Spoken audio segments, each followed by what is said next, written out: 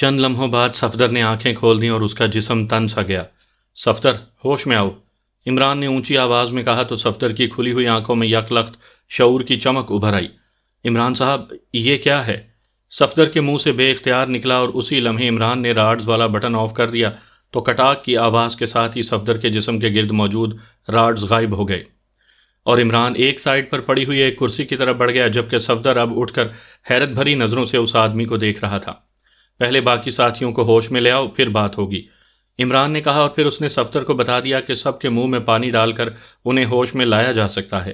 تو صفدر سر ہلاتا ہوا تیزی سے اس کام میں مصروف ہو گیا، جبکہ عمران کرسی پر خاموش بیٹھا ہوا تھا۔ اس کے جسم میں گو پہلے جیسی اینٹھن تو نہیں ہو رہی تھی، لیکن بہرحال کچھ نہ کچھ تکلیف ابھی باقی تھی۔ پھر اچانک عمران کو یوں محسوس ہوا کہ جیسے اس کا سانس رکنے لگ گیا ہو۔ صفدر، پانی دو، عمران نے گھٹے گھٹے لہجے میں کہا تو صفدر، جو اب سب سے آخر میں موجود جولیا کے منہ میں پانی ڈال رہا تھا، ایک جھٹکے سے پانی کی بوتل اٹھائے عمران کی طرف دوڑ پڑا۔ عمران صاحب، عمران صاحب، آپ کو کیا ہو رہا ہے؟ آپ تو ہلدی کی طرح زرد ہو رہی ہیں، صفدر نے انتہائی تشویش بھرے لہجے میں کہا، اور پھر اس نے تیزی سے عمران کے منہ میں پانی کی بوتل کا دہانہ گھسیٹ دیا۔ عمران کو بھی یوں محسوس ہو رہا تھا جیسے لمحہ بلمحہ اس کا ذہن تاریک پڑتا جا رہا ہو، لیکن پانی نے واقعی آب حیات کا کام دیا، اور جیسے ہی پانی عمران کے حلق سے نیچے اترا، عمران کا تاریک پڑا ہوا ذہن دوبارہ روشن ہونا شروع ہو گیا۔ کچھ دیر بعد عمران نے بوتل ہٹا دی۔ بس اب ٹھیک ہے، عمران نے زور زور سے سانس لیتے ہوئے کہا۔ ہاں، اب آپ کا رنگ نارمل ہو گیا ہے۔ کیا ہوا ہے؟ کیا کوئی شدید چوٹ لگ گئی ہے؟ صفدر نے حیرت بھرے لہجے میں کہا۔ ہاں، میرا خیال ہے کہ گردوں پر مخصوص انداز کی ضرب لگی ہے، بہرحال اب ٹھیک ہوں، عمران نے کہا، اور پھر تھوڑی دیر بعد جب ایک ایک کر کے سب نہ صرف ہوش میں آ گئے بلکہ صفدر نے عمران کی ہدایات کے مطابق انہیں راڈ سے بھی رہائی دلوا دی تو وہ سب عمران کے گرد اکٹھے ہو گئے۔ صفدر نے انہیں عمران کی حالت کے بارے میں بتا دیا تھا۔ کیا ہوا تھا تمہیں؟ کیا ہوا تھا؟ جولیا نے انتہائی پریشان سے لہجے میں کہا۔ کچھ نہیں، کافی طویل عرصے بعد ایک اچھے فائٹر سے فائٹ کرنے کا موقع ملا تھا اور اسے مجھے انتہائی خوفناک ضرب لگانے کا موقع مل گیا تھا، جس کی وجہ سے تکلیف ہوئی ہے، عمران نے مسکراتے ہوئے کہا، اور پھر اس نے اپنے ہوش میں آنے سے لے کر صفدر کو ہوش دلانے تک کی پوری تفصیل سب ساتھیوں کے اصرار پر بتا دی۔ یہ دونوں ہیں کون؟ جولیا نے کہا۔ معلوم نہیں، اب یہ خود ہی بتائیں گے۔ جولیا، تم کرسی لے کر میرے ساتھ بیٹھ جاؤ، باقی ساتھی باہر پہرا دیں گے۔ یہاں ایک کمرے میں ہمارا سامان بھی موجود ہے اور ہماری جیپ بھی کوٹھی کے گیراج میں ہے۔ ہو سکتا ہے کہ یہ وہی ڈان گروپ ہو، اس لیے کسی بھی لمحے کوئی آ سکتا ہے۔ تم سب پوری طرح ہوشیار اور چوکنا رہو، عمران نے کہا۔ اگر کسی کا فون آ گیا تو؟ صفدر نے کہا۔ او ہاں، میں نے اس آدمی کی آواز تو سنی ہے، لیکن نہ جانے اس کا نام کیا ہے۔ بہرحال فون تم یہاں میرے پاس رکھ دو، عمران نے کہا تو صفدر اور باقی ساتھی سر ہلاتے ہوئے کمرے سے باہر چلے گئے، جبکہ جولیا ایک سائڈ پر پڑی ہوئی خالی کرسی اٹھا کر لے آئی اور عمران کے قریب لا کر اس نے اسے رکھ دیا۔ اب تم پوری طرح ٹھیک تو ہو نا؟ جولیا نے کرسی پر بیٹھتے ہوئے پوچھا۔ ہاں، میں ٹھیک ہوں، عمران نے کہا، اور اس کے ساتھ ہی وہ اٹھا اور سامنے موجود آدمی کی طرف بڑھ گیا۔ اس نے قریب جا کر دونوں ہاتھوں سے اس کی ناک اور منہ بند کر دیا۔ اسی لمحے دروازہ کھلا اور صفدر ایک فون پیس اٹھائے اندر داخل ہوا۔ پھر وہ تیسری خالی کرسی اٹھا لایا اور اسے عمران کی کرسی کی سائڈ پر رکھ کر اس نے اس پر فون پیس رکھا اور پھر فون کا سلسلہ سائڈ پر دیوار میں موجود فون ساکٹ کے ساتھ جوڑ کر وہ واپس چلا گیا۔ اس دوران اس آدمی کے جسم میں حرکت کے آثار نمودار ہونا شروع ہو گئے تھے۔ عمران پیچھے ہٹا اور واپس اپنی کرسی پر جا کر بیٹھ گیا۔ اس نے ہاتھ بڑھا کر فون کا ریسیور اٹھایا اور پھر ٹون چیک کر کے اس نے ریسیور رکھ دیا۔ اسی لمحے آدمی کے منہ سے کراہ نکلی اور اس کے ساتھ ہی اس کے جسم میں تیز حرکت سی پیدا ہوئی، لیکن یہ حرکت صرف اوپر والے جسم تک ہی محدود رہی۔ اس کی دونوں ٹانگیں قطعی طور پر بے حس و حرکت رہیں اور اس کے چہرے پر یک لخت شدید تکلیف کے تاثرات ابھر آئے اور اس کے ساتھ ہی وہ مکمل طور پر ہوش میں آ گیا۔ تم کون ہو؟ تم نے مجھے کیسے بیکار کر دیا؟ مجھے، جسے بڑے سے بڑا لڑاکا آج تک انگلی نہیں لگا سکا، کون ہو تم؟ اس آدمی نے حیرت، نفرت اور غصے کے ملے جلے لہجے میں کہا۔ تعارف کا درست انداز یہ ہوتا ہے کہ تعارف طلب کرنے والا پہلے اپنا تعارف کرواتا ہے، عمران نے مسکراتے ہوئے کہا۔ اوہ، تم عمران تو نہیں ہو؟ لیکن تم تو گیس سے بے ہوش ہوئے تھے اور پھر تم سب کو طویل بے ہوشی کے انجیکشن بھی لگائے گئے تھے، مگر اس کے باوجود نہ صرف تم ہوش میں آ گئے بلکہ تم ان راڈز کی گرفت سے بھی آزاد ہو گئے۔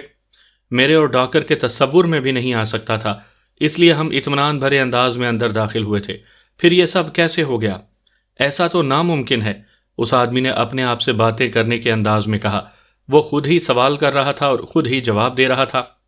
اس کا مطلب ہے کہ تم ڈان ہو، سالوس کے سپر ایکشن گروپ کے چیف۔ ویسے اب میں تمہیں پہچان گیا ہوں۔ طویل عرصہ پہلے تم میرے ساتھ ایک بین الاقوامی مشن میں کام کر چکے ہو۔ میرے لاشعور میں تمہارا چہرہ موجود تھا لیکن شعور میں نہیں آ رہا تھا، عمران نے کہا۔ ہاں، میں ڈان ہوں، لیکن تم نے یہ سب کیسے کیا؟ تم نے مجھے جس انداز میں بیکار کیا ہے میں سوچ بھی نہیں سکتا تھا۔ تم تو خوفناک ضرب کھا کر بیکار ہو چکے تھے، لیکن اس کے باوجود تمہارے جسم نے تیزی سے حرکت کی اور تم نے مجھے سپر کراس لگا کر بیکار کر دیا۔ مجھے تو اس پر یقین ہی نہیں آ رہا۔ ڈان کا ذہن ابھی تک حیرت کے سمندر میں غوطے کھا رہا تھا، اور اس کی واضح وجہ بھی تھی، کیونکہ جس انداز میں عمران نے دفاع کیا تھا وہ سوائے عمران کے اور شاید ہی کوئی کر بھی سکتا۔ میں تو کیا، میرا کوئی بھی ساتھی اگر تم سے لڑتا تو شاید مجھ سے زیادہ جلدی تمہیں بیکار کر دیتا، عمران نے کہا۔ میں نے تو تمہارے گردوں پر مخصوص ضرب لگائی تھی۔ اس خوفناک ضرب کے بعد تو بڑے سے بڑا فائٹر بھی ختم ہو جاتا ہے، ڈان نے ہونٹ چباتے ہوئے کہا۔ ہاں، مجھے اعتراف ہے کہ تم نے ایسی ہی ضرب لگائی تھی، لیکن اللہ تعالیٰ نے اپنے فضل سے مجھے بچا لیا۔ عمران نے جواب دیا ہی تھا کہ فون کی گھنٹی بج اٹھی تو عمران اور جولیا کے ساتھ ساتھ ڈان بھی چونک پڑا۔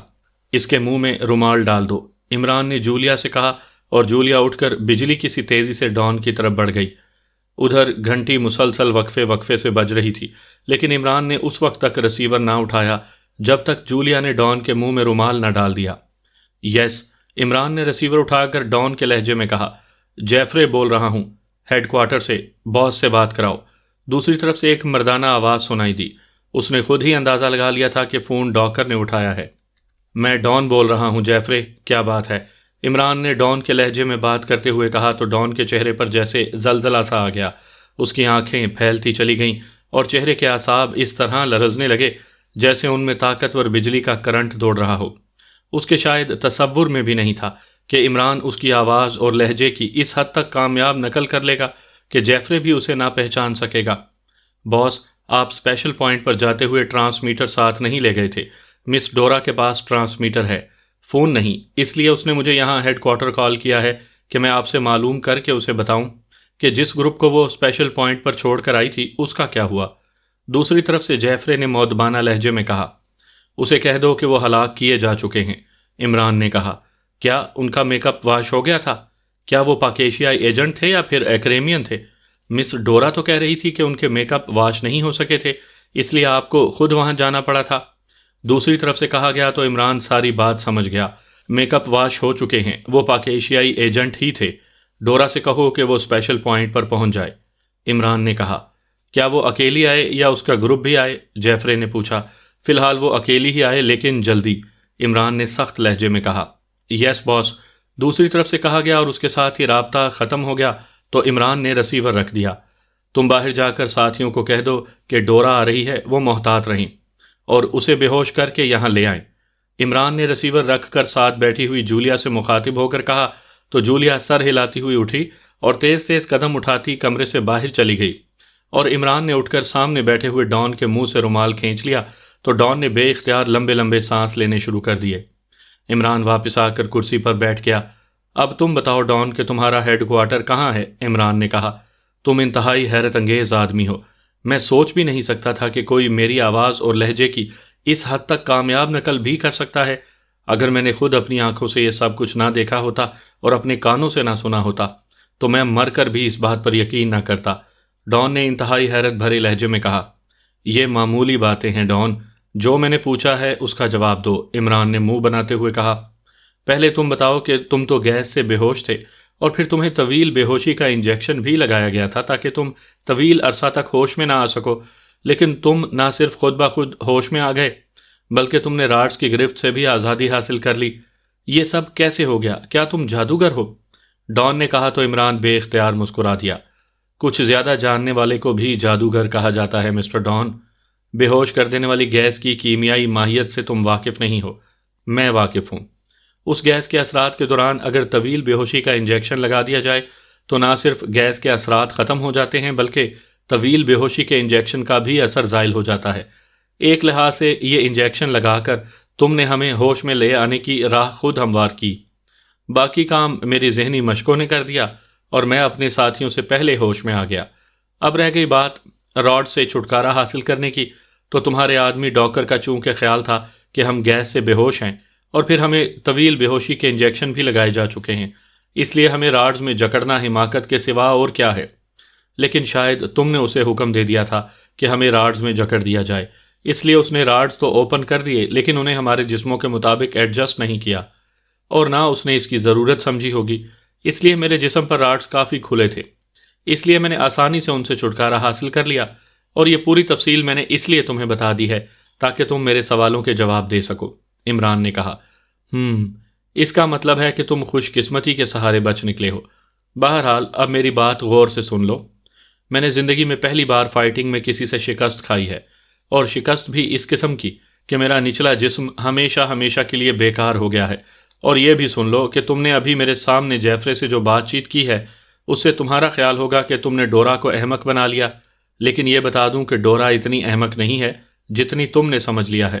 ڈان مسلسل بولتے ہوئے بولا، سنو ڈان، تمہاری ریڑھ کی ہڈی کے مہرے صرف کھسکے ہیں، ٹوٹے نہیں، اس لیے اگر تم مجھ سے تعاون کرو تو میں تمہیں درست بھی کر سکتا ہوں، اور یہ بھی بتا دوں کہ میں چاہوں تو تمہارے لاشعور سے سب کچھ خود ہی معلوم کر سکتا ہوں۔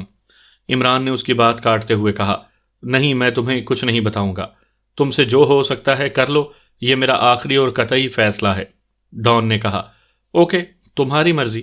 عمران نے منہ بناتے ہوئے کہا، اور اس کے ساتھ ہی اس نے جیب سے ایک تیز دھار خنجر نکال لیا۔ یہ خنجر اس نے اسی عمارت کی ایک الماری سے نکالا تھا۔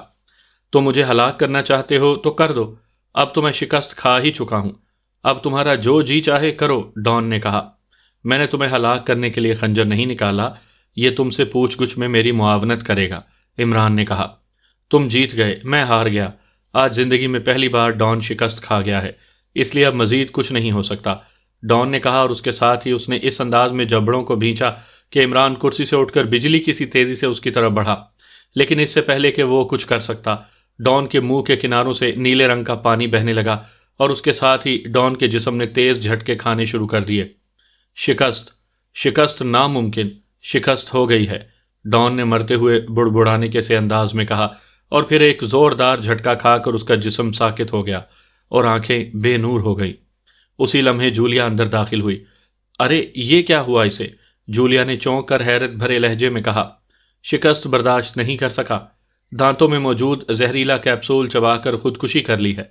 عمران نے ایک طویل سانس لیتے ہوئے کہا، جس نے کبھی شکست نہ کھائی ہو اس کے لیے پہلی شکست واقعی ناقابل برداشت ہوتی ہے، جولیا نے کہا، تو عمران نے اس بات میں سر ہلا دیا۔ پھر اب کیا کرنا ہے؟ جولیا نے چند لمحوں کی خاموشی کے بعد دوبارہ پوچھا۔ وہ ڈورا یہاں آئے گی، اب اس سے معلومات حاصل کرنا پڑیں گی، عمران نے جواب دیا۔ لیکن اگر وہ نہ آئی تو پھر؟ جولیا نے کہا، وہ لازماً آئے گی، اسے کیسے معلوم ہو سکتا ہے کہ یہاں کیا ہوا ہے، عمران نے جواب دیا۔ اگر ہمیں ان کے ہیڈ کوارٹر کا پتہ چل جاتا تو ہم یہاں ڈورا کا انتظار کرنے کے بجائے وہاں ریڈ کر دیتے تاکہ یہ معاملہ ختم ہو جاتا اور ہم اصل مشن کی طرف توجہ دے سکتے، جولیا نے کہا۔ ہاں، تمہاری بات تو درست ہے، عمران نے کہا، اور اس کے ساتھ ہی اس نے فون کا ریسیور اٹھایا اور انکوائری کے نمبر پریس کرنے شروع کر دیے۔ انکوائری پلیز، ایک نسوانی آواز سنائی دی۔ چیف پولیس کمشنر آفس سے سارجنٹ وکٹر بول رہا ہوں، عمران نے لہجے کو پولیس والوں جیسا بناتے ہوئے کہا۔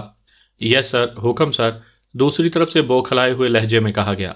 ایک فون نمبر نوٹ کریں اور اس نمبر پر جو آخری کال آئی ہے اسے چیک کر کے بتائیں کہ یہ کال کس نمبر سے کی گئی ہے اور وہ نمبر کہاں نصب ہے اور کس کے نام پر نصب ہے، عمران نے پہلے سے زیادہ سخت لہجے میں کہا۔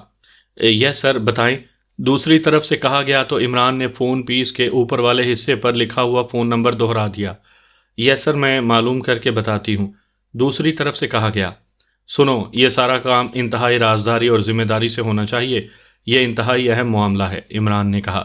یس سر، میں سمجھتی ہوں سر، دوسری طرف سے کہا گیا۔ ٹھیک ہے، میں ہولڈ کر رہا ہوں، عمران نے کہا، اور فون پر خاموشی طاری ہو گئی۔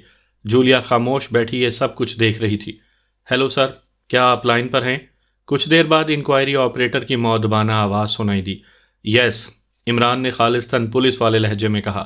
سر، یہ number Robert line straight number 8 کی تیسری کوٹھی میں مسٹر جوزف ریچرڈ کے نام سے نصب ہے، نمبر نوٹ کر لیں۔ انکوائری آپریٹر نے کہا اور آخر میں اس نے نمبر بھی بتا دیا۔ کیا تم نے اچھی طرح چیک کیا ہے؟ عمران نے پوچھا۔ یس سر، 2 بار چیک کیا ہے، دوسری طرف سے مؤدبانہ لہجے میں کہا۔ اوکے، اب دوبارہ یہ بتانے کی ضرورت تو نہیں کہ it is state secret? Imran نے سخت لہجے میں کہا۔ نو سر، مجھے احساس ہے سر، آپ بے فکر رہیں سر، دوسری طرف سے کہا گیا۔ تو عمران نے بغیر کوئی جواب دیے کریڈل دبا دیا اور انکوائری آپریٹر کے بتائے ہوئے نمبر پریس کرنے شروع کر دیے۔ یس، جیفرے بول رہا ہوں۔ رابطہ قائم ہوتے ہی دوسری طرف سے آواز سنائی دی تو عمران آواز سنتے ہی پہچان گیا کہ یہ وہی آواز ہے جس نے پہلے یہاں کال کی تھی۔ اس کا مطلب تھا کہ انکوائری آپریٹر نے درست نمبر بتایا تھا۔ ڈان بول رہا ہوں، ڈورا ابھی تک کیوں نہیں پہنچی یہاں؟ عمران نے اس بار ڈان کے لہجے میں بات کرتے ہوئے کہا۔ میں نے اسے بتا دیا تھا باس، اگر آپ حکم دیں تو میں اسے دوبارہ ٹرانسمیٹر پر کال کر دوں؟ جیفرے نے کہا۔ ہاں، لیکن اسے کہہ دو کہ وہ اب ہیڈ کوارٹر آ جائے، میں بھی وہیں آ رہا ہوں، عمران نے کہا۔ یس باس، دوسری طرف سے کہا گیا تو عمران نے ریسیور رکھ دیا۔ آؤ اب وہیں چلیں تاکہ یہ معاملہ جلد سے جلد ختم ہو سکے، عمران نے کرسی سے اٹھتے ہوئے کہا تو جولیا بھی سر ہلاتی ہوئی اٹھ کھڑی ہوئی۔ پھر وہ دونوں اس کمرے سے نکل کر صحن کے ساتھ والے برآمدے میں پہنچ گئے۔ صفدر اور تنویر وہیں موجود تھے جبکہ کیپٹن شکیل اور صدیقی عقبی طرف تھے۔ صفدر، کیپٹن شکیل اور صدیقی کو بلاؤ، اب ہم نے ہیڈ کوارٹر پہنچنا ہے، عمران نے صفدر سے مخاطب ہو کر کہا۔ کیا اس آدمی نے ہیڈ کوارٹر کا پتہ بتا دیا ہے؟ صفدر نے کہا تو عمران نے اسے بتایا کہ ڈان نے کس طرح شکست کھانے کے غم میں دانتوں میں موجود زہریلا کیپسول چبا کر خودکشی کر لی ہے۔ تو پھر ہیڈ کوارٹر کا پتہ کیسے معلوم ہوا؟ صفدر نے حیرت بھرے لہجے میں کہا تو عمران نے اسے تفصیل بتا دی۔ ٹھیک ہے، صفدر نے اطمینان بھرے لہجے میں کہا اور عقبی طرف بڑھتا چلا گیا۔ وہاں ان کی جیپ کے ساتھ ساتھ 2 اور کاریں بھی موجود تھیں۔ یہ کاریں یقیناً ڈان اور اس کے ساتھیوں کی تھیں۔ ہمیں اس جیپ میں ہی سفر کرنا ہوگا تاکہ ہم وہاں سے پھر گراڈ کالونی والی کوٹھی میں جائیں اور وہاں سے اسلحہ لے کر سیدھے لیبارٹری کی طرف چلے جائیں، صدیقی نے کہا تو صفدر نے بھی اس کی حمایت کر دی اور پھر تھوڑی دیر بعد صفدر، کیپٹن شکیل اور صدیقی عقب سے فرنٹ کی طرف بڑھ گئے۔ اندر سے اپنا سامان اور اسلحہ وغیرہ لے لو، ہیڈ کوارٹر پر آسانی سے قبضہ نہیں ہو سکے گا، عمران نے کہا تو سوائے جولیا کے باقی سب اندرونی کمروں کی طرف بڑھ گئے، جبکہ عمران جولیا سمیت برآمدے کی سیڑھیاں اتر کر صحن کے آخر میں موجود گیراج کی طرف بڑھتا چلا گیا جہاں جیپ اور کاریں موجود تھیں۔ جولیا اور عمران ابھی جیپ کے قریب بھی نہ پہنچے تھے کہ یک لخت سٹک سٹک کی آوازیں ان کے عقب میں ابھرنے لگیں اور عمران اور جولیا اچھل کر مڑے ہی تھے کہ دونوں یک لخت لہراتے ہوئے نیچے گر گئے۔ عمران نے تیزی سے تاریخ پڑھتے ہوئے اپنے ذہن کو سنبھالنے کی بے حد کوشش کی لیکن بے سود، اس کا ذہن جیسے یک لخت اندھیرے میں کہیں غائب ہو چکا تھا۔ سامعین کرام، آپ سن رہے ہیں عمران سیریز کے سلسلے میں ایک دلچسپ اردو کہانی جس کا نام ہے فائٹ پلس۔ یہ اس سلسلے کی قسط نمبر 16 ہے۔ مجھے امید ہے آپ کو میری یہ کاوش پسند آ رہی ہوگی۔ آپ نے اگر ابھی تک میرا چینل مائی وائس سبسکرائب نہیں کیا تو ابھی میرے چینل کو سبسکرائب کر کے بیل نوٹیفیکیشن آن کر لیجئے تاکہ آنے والی ہر نئی کہانی کی اطلاع بر وقت آپ تک پہنچ سکے۔ کار خاصی تیز رفتاری سے دوڑتی ہوئی اس کالونی کی طرف بڑھی چلی جا رہی تھی جہاں اسپیشل پوائنٹ بنایا گیا تھا۔ کار کی ڈرائیونگ سیٹ پر ڈورا موجود تھی، سائیڈ سیٹ پر جینٹ اور عقبی سیٹ پر ایمی اور نورما بیٹھی ہوئی تھیں۔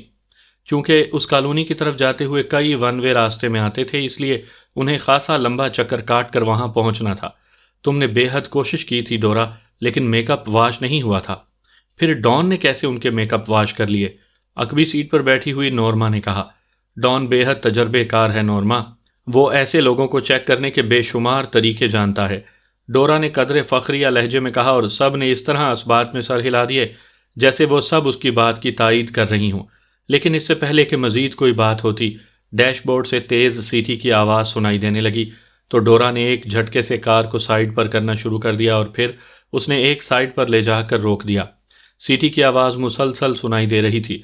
ڈیش بورڈ کے سامنے چونکہ جینٹ بیٹھی ہوئی تھی اس لیے جب تک ڈورا کار روکتی جینٹ نے ڈیش بورڈ کھول کر اس میں سے ٹرانسمیٹر باہر نکال لیا۔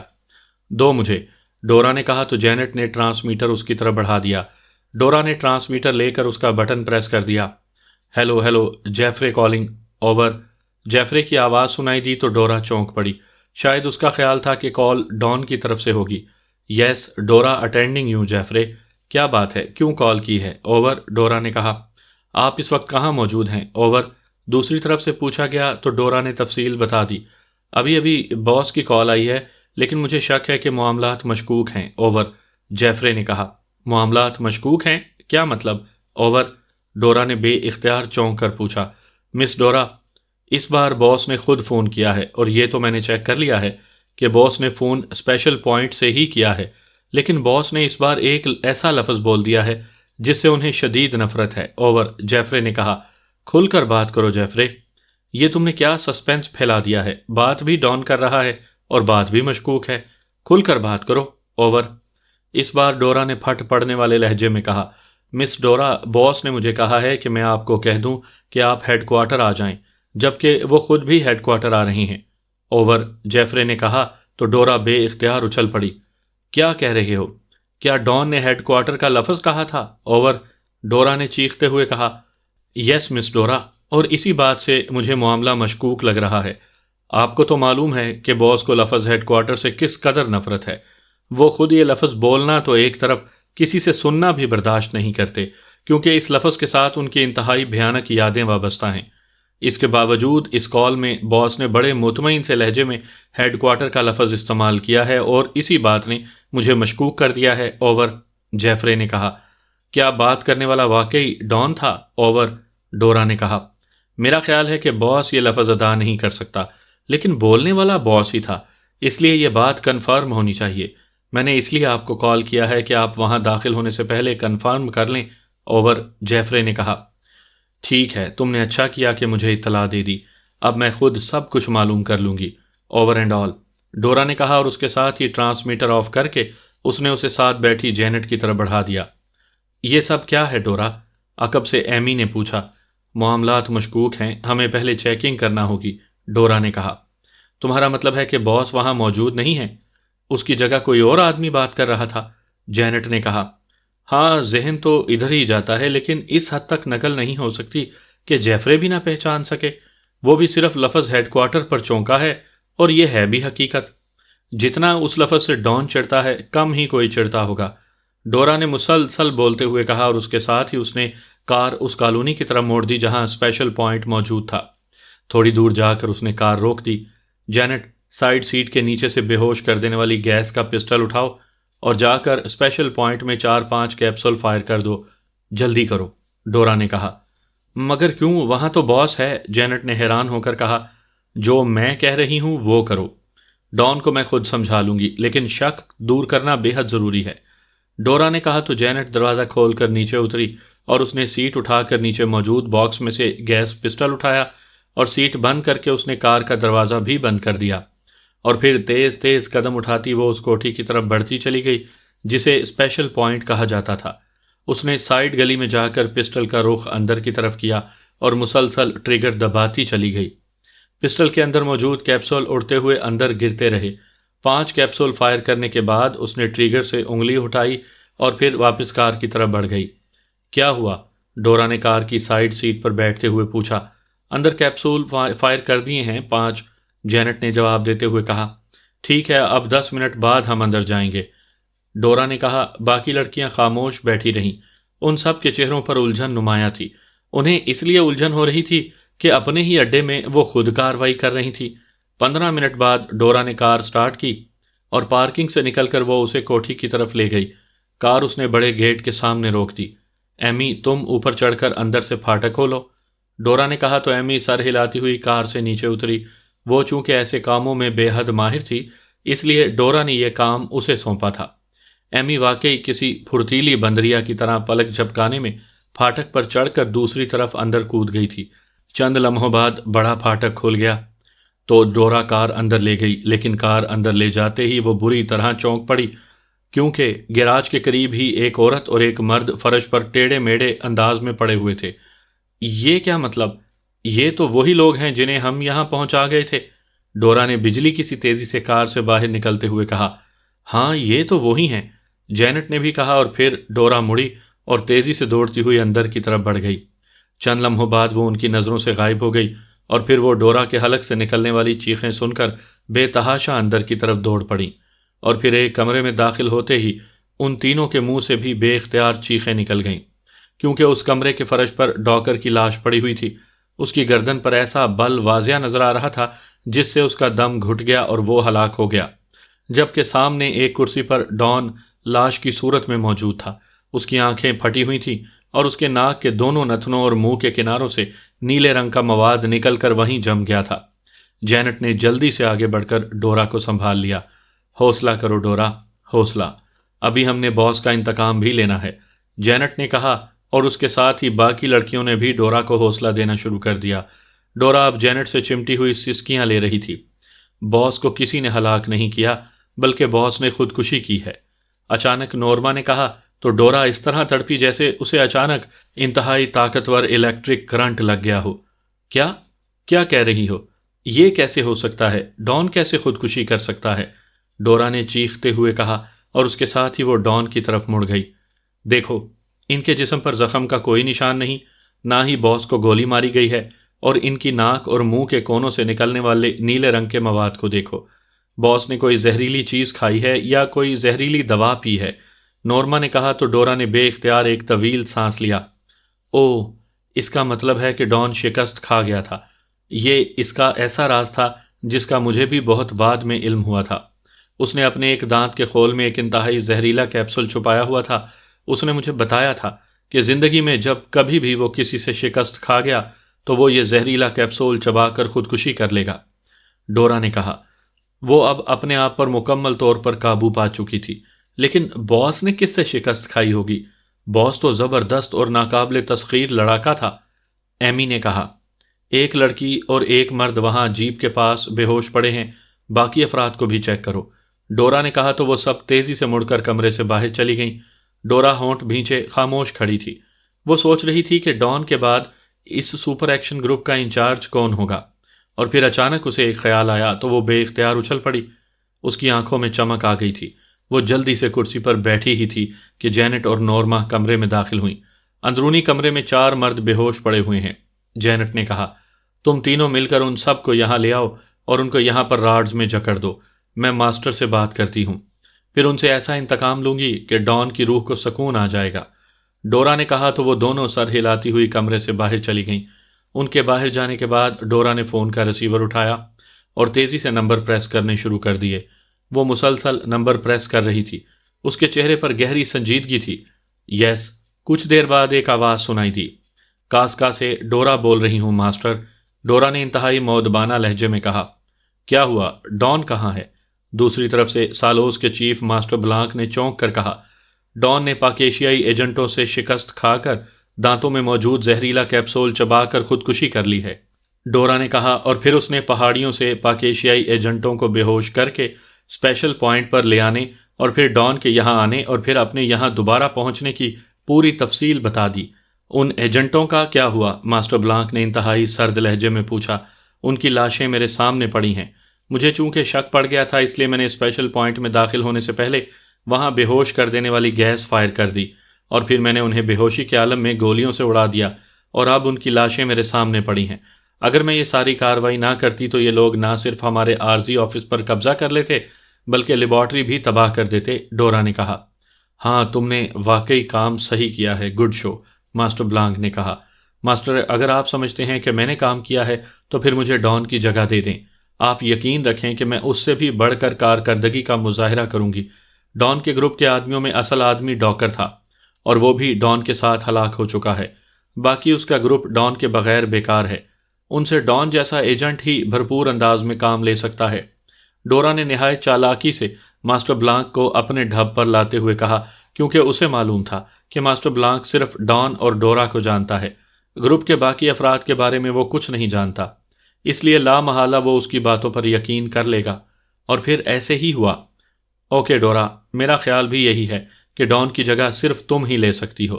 اوکے، میری طرف سے آج سے تم سپر ایکشن گروپ کی باس ہو، ماسٹر بلانک نے کہا، تو ڈورا کا دل بلیوں اچھلنے لگا، اس کی آنکھوں میں تیز چمک ابھر آئی۔ تھینکس ماسٹر، میں ہمیشہ آپ کی فرما بردار رہوں گی۔